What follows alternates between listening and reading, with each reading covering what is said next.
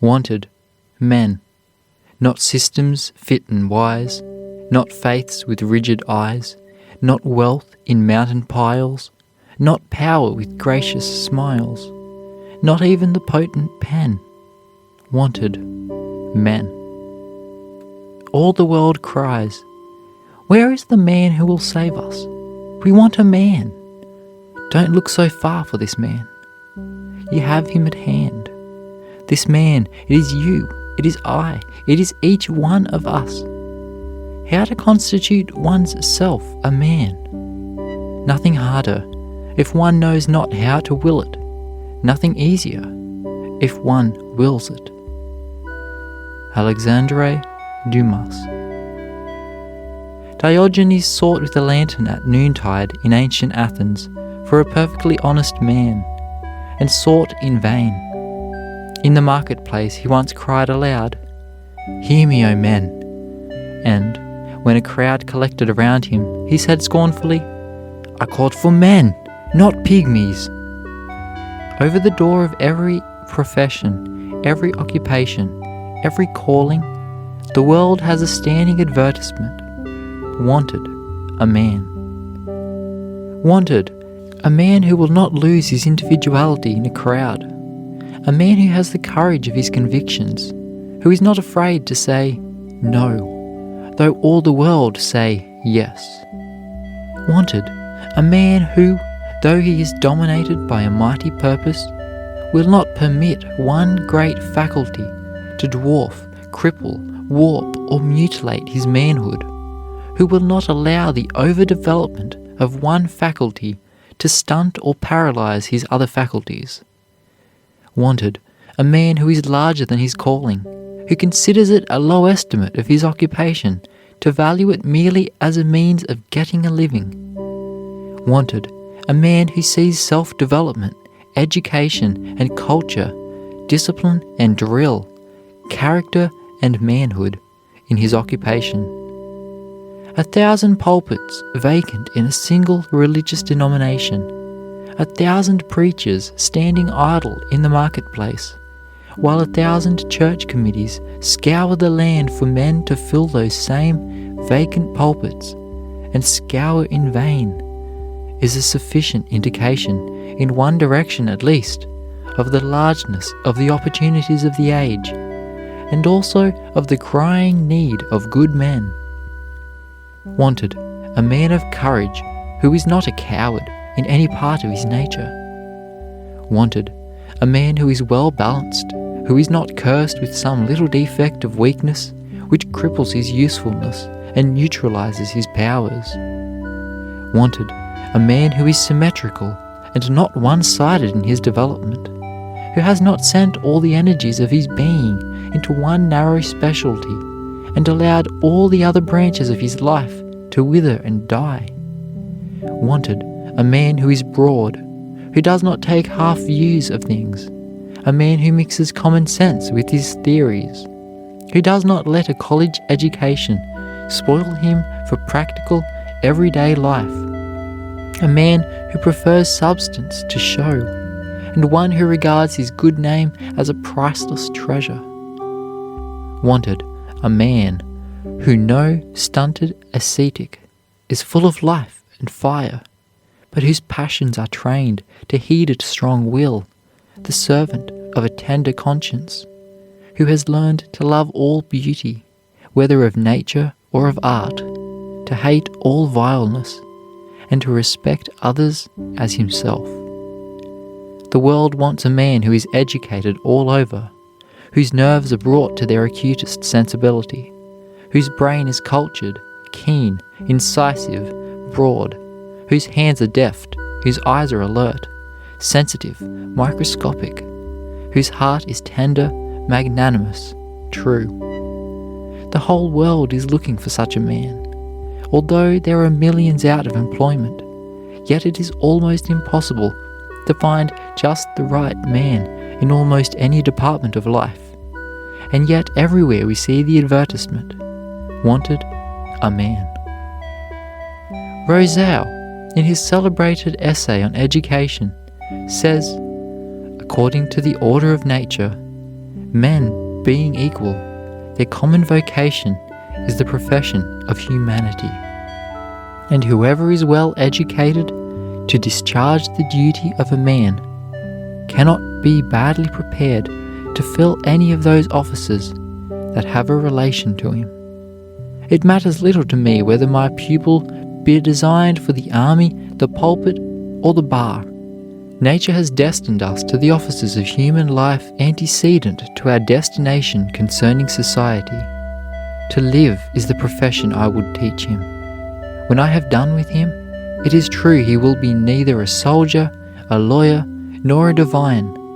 Let him first be a man.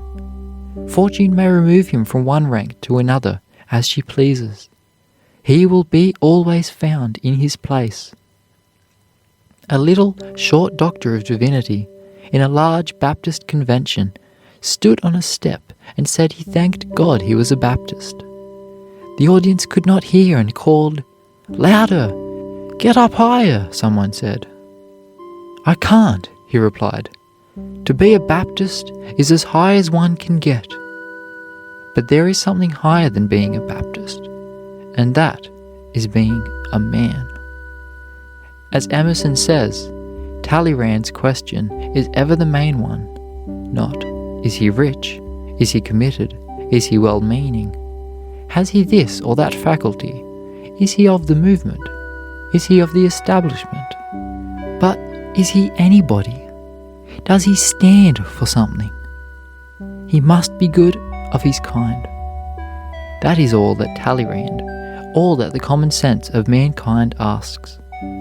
When Garfield as a boy was asked what he meant to be, he answered, "First of all, I must make myself a man.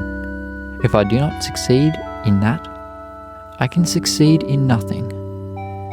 Montaigne says our work is not to train a soul by itself alone, nor a body by itself alone, but to train a man. One great need for the world today is for men and women who are good animals. To endure the strain of our concentrated civilization, the coming man and the woman must have good bodies and an excess of animal spirits. What more glorious than a magnificent manhood, animated with the bounding spirits of overflowing health? It is a sad sight to see thousands of students graduated every year from our grand institutions, whose object is to make stalwart, independent, self-supporting men, turned out into the world saplings instead of stalwart oaks, memory glands instead of brainy men, helpless instead of self-supporting, sickly instead of robust, weak instead of strong, leaning instead of erect. So many promising youths, and never a finished man. The character sympathizes with and unconsciously takes on the nature of the body. A peevish, snarling, ailing man cannot develop the vigour and strength of character which is possible to a healthy, robust, cheerful man. There is an inherent love in the human mind for wholeness, a demand that man shall come up to the highest standard, and there is an inherent protest or contempt for preventable deficiency. Nature too demands that man be ever at the top of his condition. As we stand upon the seashore while the tide is coming in, one wave reaches up the beach far higher than any previous one, then recedes, and for some time none that follows comes up to its mark. But after a while the whole sea is there and beyond it. So now and then there comes a man, head and shoulders above his fellow men, showing that nature has not lost her ideal. And after a while, even the average man will overtop the highest wave of manhood yet given to the world. Apelles hunted over Greece for many years, studying the fairest points of beautiful women, getting here an eye, there a forehead, and there a nose, here a grace, and there a turn of beauty, for his famous portrait of a perfect woman which enchanted the world. So the coming man will be a composite, many in one. He will absorb into himself not the weakness, not the follies, but the strength and the virtues of other types of men. He will be a man raised to the highest power. He will be a self-centered, equipoised, and ever master of himself. His sensibility will not be deadened or blunted by violation of nature's laws. His whole character will be impressionable and will respond to the most delicate touches of nature. The first requisite of all education and discipline should be man timber. Tough timber must come from well-grown, sturdy trees. Such wood can be turned into a mast, can be fashioned into a piano or an exquisite carving. But it must become timber first. Time and patience develop the sapling into the tree. So through discipline, education, experience, the sapling child is developed into hardy, mental, moral, physical man timber. If the youth should start out with a fixed determination that every statement he makes shall be the exact truth, that every promise he makes shall be redeemed to the letter, that every appointment shall be kept with the strictest faithfulness and with full regard for other men's time, if he should hold his reputation as a priceless treasure, feel that the eyes of the world are upon him, that he must not deviate a hair's breadth from the truth and right. If he should take such a stand at the outset, he would, like George Peabody, come to have almost unlimited credit and the confidence of everybody who knows him. What are palaces and equipages? What though a man could cover a continent with his title deeds, or an ocean with his commerce, compared with conscious rectitude, with a face that never turns pale at the accuser's voice, with a bosom that never throbs with fear of exposure, with a heart that might be turned inside out and disclose no stain of dishonour, to have done no man a wrong, to have put your signature to no paper to which the purest angel in heaven might not have been an attesting witness, to walk and live unseduced within arm's length of what is not your own, with nothing between your desire and its gratification by the invisible law of rectitude. This is to be a man. Man is the only great thing in the universe. All the ages have been trying to produce a perfect model. Only one complete man has yet evolved. The best of us are but prophecies of what is to come. What constitutes a state? Not high-raised battlement or laboured mound, thick wall or moated gate. Not cities proud with spires and turrets crowned. Not bays and broad-armed ports, where, laughing at the storm, rich navies ride. Not starred and spangled courts, where low-browed baseness wafts perfume to pride. No, men, high-minded men, with powers as far above dull brutes endued, in forest, brake or den, as beasts excel cold rocks and brambles rude. Men who their duties know, but know their rights, and knowing dare maintain, prevent the long-aimed blow, and crush the tyrant while they rend the chain. William Jones. God give us men. A time like this demands strong minds, great hearts, true faith and ready hands.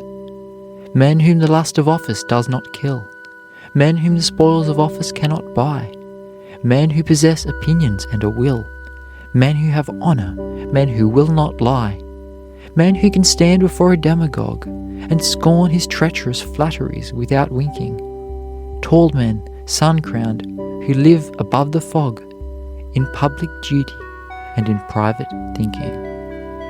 Anonymous. End of Chapter 2. Wanted, a Man. Recording by Luke Sartor, Brisbane, Queensland.